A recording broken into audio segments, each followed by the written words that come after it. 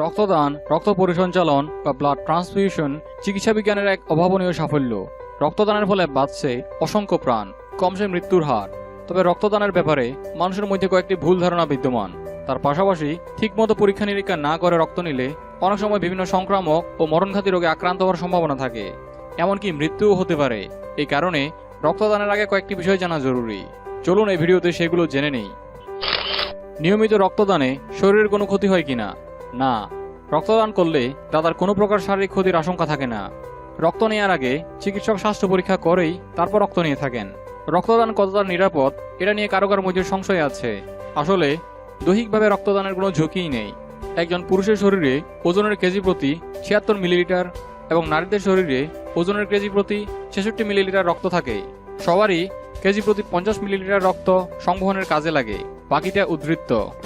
অর্থাৎ পুরুষের ওজনের কেজি প্রতি ২৬ মিলিলিটার ও নারীদের ওজনের কেজি প্রতি ১৬ মিলিলিটার রক্ত উদ্বৃত্ত। ফলে ৫০ কেজি ওজনের একজন পুরুষের উদ্বৃত্ত রক্তের পরিমাণ ১৩০০ মিলিলিটার এবং একই ওজনের একজন নারীর শরীরে উদ্বৃত্ত রক্তের পরিমাণ ৮০০ মিলিলিটার। স্বেচ্ছা রক্তদানে একজন দাতার কাছ থেকে ৩৫০ থেকে ৪০০ মিলিলিটার রক্ত সংগ্রহ করা হয়, যা তার শরীরের উদ্বৃত্ত রক্তের অর্ধেকেরও কম। ফলে রক্তদানে শারীরিক ক্ষতি হওয়ার কোনো আশঙ্কাই নেই। তবে রক্তদানের পর ১ ঘন্টা ভারী কোনো খাবার খাওয়া কিংবা ভারী কোনো কাজ করা উচিত নয়। মনে রাখবেন, ১৮ বছর হলেই রক্ত দেওয়া যায়। বছরে রক্ত দেওয়া যায় ৩ থেকে ৪ বার। এজন্য ইচ্ছাশক্তি যথেষ্ট। রক্তদাতার ন্যূনতম ওজন হতে হবে মহিলার ক্ষেত্রে ৪৫ কেজি এবং পুরুষদের ক্ষেত্রে ৫০ কেজি। ডায়াবেটিস থাকলেও কি রক্ত দেওয়া যায়? অনেকের ধারণা ডায়াবেটিস হলে রক্ত দেওয়া যায় না। কথাটা সত্যি নয়। ডায়াবেটিস আক্রান্ত রোগীদের প্যানক্রিয়াসে ইনসুলিন তৈরি হয় না বলে তাদেরকে সুগার বার্ন করার জন্য নিয়মিত ইনসুলিন নিতে হয়। নিয়মিত রক্তদান করলে শরীরের মধ্যে ভারসাম্য চলে আসে।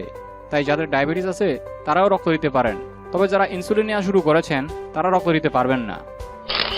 রক্তদাতা ও গ্রহীতার কোন বিষয়গুলো খেয়াল রাখা উচিত?